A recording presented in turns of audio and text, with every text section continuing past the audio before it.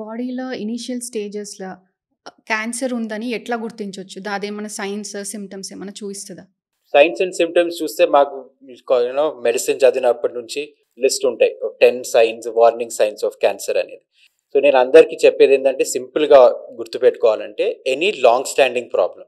So for example ఇప్పుడు మీకు నోట్లో ఒక అల్సర్ వచ్చింది, డెంటిస్ట్ దగ్గర వెళ్తారు, క్యూర్ అయిపోతుండొచ్చు. కానీ కొంతమంది అది క్యూర్ కాకుండా ఓవర్ 2-3 months పెరుగుతూ ఉంటుంది.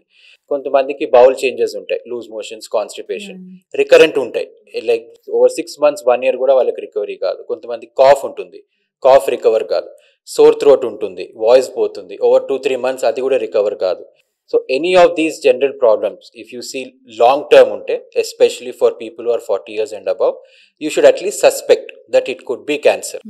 అండ్ మీరు whoever specialist, whichever specialist we go to, doctor కాకుండా కానీ పేషెంట్ అవేర్ ఉండి, సార్ నేను ఇక్కడ చదివాను, ఇది క్యాన్సర్ ఉండొచ్చు, నాకు కొలోనోస్కోపీ చేయండి, నాకు ఎక్స్రే చేయండి అని అడగడంలో, బికాస్ క్యాన్సర్ ఇన్సిడెన్స్ ఎంత పెరిగిపోతుందంటే it is definitely one of the things that you should look at.